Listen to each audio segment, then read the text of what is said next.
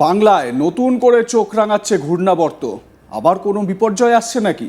বর্তমানে মালদ্বীপ সংলগ্ন এলাকায় অবস্থান করছে ঘূর্ণাবর্তটি। ঘূর্ণাবর্ত থেকে একটি অক্ষরেখা রয়েছে লাক্ষাদ্বীপ পর্যন্ত। অসমে রয়েছে আরও একটি ঘূর্ণাবর্ত। দক্ষিণবঙ্গে তাপমাত্রা ওঠানামা করবে। আপাতত বৃষ্টির সম্ভাবনা নেই। আগামী কয়েকদিন পরিষ্কার আকাশ থাকবে, এমনটাই জানিয়েছে আলিপুর আবহাওয়া দপ্তর। কিন্তু ওই যে ঘূর্ণাবর্তের একটা আশঙ্কা, সেই ঘূর্ণাবর্তের আশঙ্কাতেই বিপর্যয়ের একটা হাতছানির আশঙ্কাও উড়িয়ে দেওয়া যাচ্ছে না। সপ্তাহের মাঝে তাপমাত্রা 2 থেকে 3 ডিগ্রি সেলসিয়াস কমে যেতে পারে। উইকেন্ডে আবার বাড়বে তাপমাত্রা। এ সপ্তাহে কলকাতায় 33 ডিগ্রি সেলসিয়াস আর জেলায় 36 ডিগ্রি সেলসিয়াস তাপমাত্রা ছুঁতে পারে। মানে সর্বোচ্চ তাপমাত্রা 33 থেকে 36 ডিগ্রি সেলসিয়াসের পৌঁছে যেতে পারে। দক্ষিণবঙ্গে দিন ও রাতের তাপমাত্রা দুটোই স্বাভাবিকের উপরে রয়েছে। সকালে হালকা কুয়াশা উপকূলের জেলাগুলোতে। আপাতত পরিষ্কার আকাশ। আগামী 4-5 দিন বৃষ্টির সম্ভাবনা নেই। জেলার দিকে খুব সকালে এবং সন্ধ্যায় হালকা মনোরম আবহাওয়া। দিনের বেলায় উষ্ণতা বাড়বে, রাতে সামান্য অস্বস্তিকর আবহাওয়া হতে পারে। আগামী 24 থেকে 48 ঘন্টায় তাপমাত্রা সেভাবে পরিবর্তন নেই। সপ্তাহের মাঝে 2 থেকে 3 ডিগ্রি সেলসিয়াস তাপমাত্রা কমতে পারে। আগে হ্যাঁ, ঠিক শুনেছেন, কমতে পারে তাপমাত্রা। অর্থাৎ এই যে বুধ, বৃহস্পতি, শুক্র, এই সময়ের মধ্যে তাপমাত্রা কমতে পারে 2 থেকে 3 ডিগ্রি সেলসিয়াস পর্যন্ত। আবার সপ্তাহের শেষে অর্থাৎ উইকেন্ডে ফের তাপমাত্রা বাড়বে, অর্থাৎ শনি রবিবার তাপমাত্রা বাড়বে। এই সপ্তাহে কলকাতায় সর্বোচ্চ তাপমাত্রা 33 থেকে 34 ডিগ্রি সেলসিয়াসের ঘরে এবং জেলায় সর্বোচ্চ তাপমাত্রা 36 থেকে 37 ডিগ্রি সেলসিয়াসের ঘরে ঘোরাফেরা করবে। উত্তরবঙ্গে বৃষ্টির কোনো সম্ভাবনা নেই। আগামী 4-5 দিন তাপমাত্রার খুব একটা যে পরিবর্তন হবে তেমনটা নয়। আজ থেকে অর্থাৎ মঙ্গলবার থেকে উত্তরবঙ্গে বৃষ্টির সম্ভাবনা নেই। পরিষ্কার আকাশ, পার্বত্য এলাকায় 2-1 জায়গায় ধোঁয়াশা। তাপমাত্রার বড়সড় পরিবর্তন হবে না আগামী 4-5 দিন।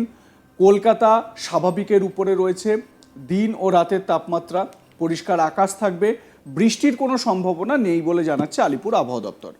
এবারে আগামী কয়েকদিনে তাপমাত্রা ওঠানামা করতে পারে। যেরকম আপনাদের আগেই বললাম যে এই সপ্তাহের মাঝামাঝি সময় অর্থাৎ বুধ, বৃহস্পতি, শুক্র, এই সময়টার মধ্যে দেখা যেতে পারে তাপমাত্রা কমলো।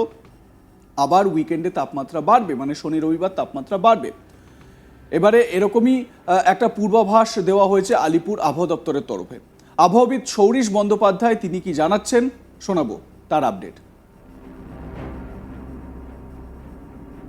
ওয়েদার সিস্টেম বর্তমানে কিছু নেই। দক্ষিণবঙ্গের জন্য প্রধানত শুষ্ক পরিষ্কার ওয়েদারই থাকবে আগামী এক সপ্তাহ। তাপমাত্রার খুব একটা উল্লেখযোগ্য পরিবর্তন থাকবে না। দিনের তাপমাত্রা বর্তমানে যেটা রয়েছে বেশিরভাগ জায়গাতেই দক্ষিণবঙ্গে স্বাভাবিকের কাছাকাছি বা কিছুটা বেশি রয়েছে স্বাভাবিকের। কলকাতা পার্শ্ববর্তী অঞ্চলে গত 24 ঘন্টায় সর্বোচ্চ তাপমাত্রা ছিল 32.8। স্বাভাবিক এই সময় 32 ডিগ্রির কাছাকাছি থাকার কথা কলকাতা পার্শ্ববর্তী অঞ্চলে। পশ্চিমী জেলাগুলো কিছুটা বেশি ছিল। পশ্চিম বর্ধমান, বাঁকুড়া, পশ্চিম মেদিনীপুর 35 থেকে 36 ডিগ্রির কাছাকাছি ছিল গত 24 ঘন্টায় সর্বোচ্চ তাপমাত্রা। তো আগামী এক সপ্তাহ খুব বেশি পরিবর্তন থাকবে না। 6-7 তারিখ নাগাদ গিয়ে সামান্য হয়তো একটু কমবে 1-2 ডিগ্রি মতো। এছাড়া এর কাছাকাছি তাপমাত্রা কন্টিনিউ করবে। কলকাতা পার্শ্ববর্তী অঞ্চলে সর্বোচ্চ তাপমাত্রা আগামী 24 ঘন্টায় 33 ডিগ্রির কাছাকাছি, সর্বনিম্ন 23 ডিগ্রির কাছাকাছি থাকার সম্ভাবনা রয়েছে। কলকাতার জন্য ওই 6-7 তারিখ নাগাদ গিয়ে হয়তো সামান্য 1-2 ডিগ্রি মতো কমার সম্ভাবনা থাকছে, তারপর আবার বাড়বে। উত্তরবঙ্গের ক্ষেত্রে বৃষ্টিপাতের সম্ভাবনা খুব বেশি নেই। মেনলি দার্জিলিং, কালিম্পং পাহাড়ি এলাকায় 2-1 জায়গায় হালকা বৃষ্টিপাতের সম্ভাবনা থাকবে আগামী কিছুদিন। এছাড়া উত্তরবঙ্গের অন্যান্য জেলাগুলো প্রধানত শুষ্ক পরিষ্কার ওয়েদারই থাকবে। তাপমাত্রা খুব একটা পরিবর্তন থাকবে না উত্তরবঙ্গে।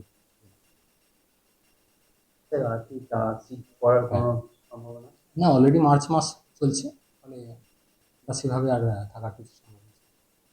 এখন যেটা রয়েছে স্বাভাবিকের কাছাকাছি রয়েছে। কলকাতার ক্ষেত্রে যেমন যেটা বলা হলো সর্বোচ্চ রয়েছে 32.8।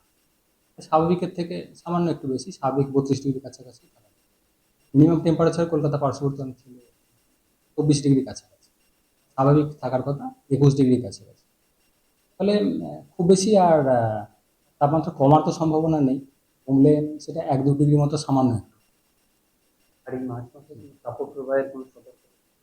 না, এখনই আগামী এক সপ্তাহের মধ্যে সেরকম খুব বেশি উল্লেখযোগ্য পরিবর্তন থাকছে। তারপর হয়তো টেম্পারেচার বাড়বে, কিন্তু আগামী এক সপ্তাহে সেরকম খুব বেশি চেঞ্জ নেই, সামান্য একটু মাঝখানে কমবে।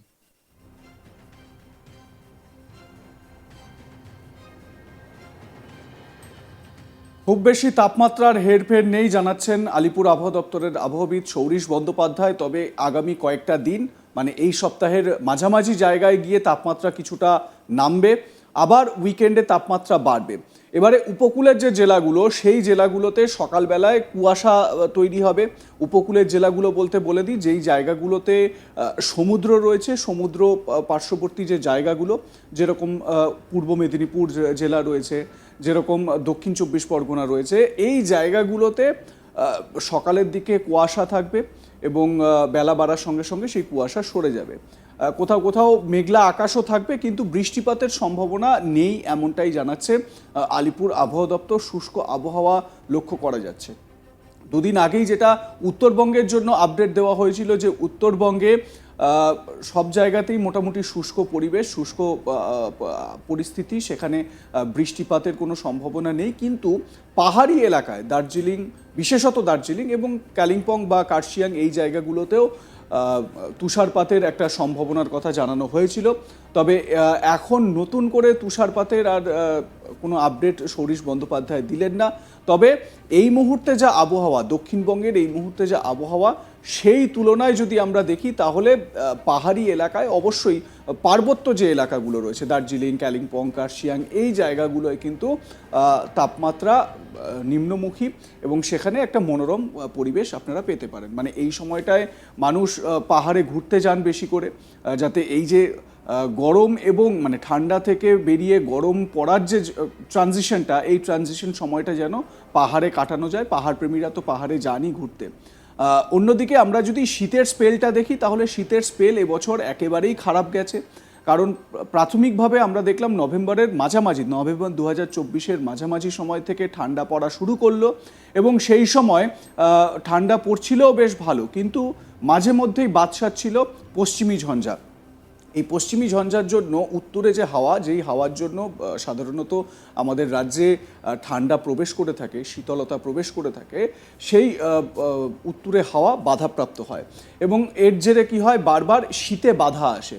আপনারা নিশ্চয়ই খেয়াল করেছেন নভেম্বর, ডিসেম্বর, জানুয়ারি, ফেব্রুয়ারি, মানে নভেম্বর ডিসেম্বর 2024 এবং জানুয়ারি ফেব্রুয়ারি 2025, এই যে 4টে মাস, এই 4টে মাসে শীত বারবার বাধাপ্রাপ্ত হয়েছে।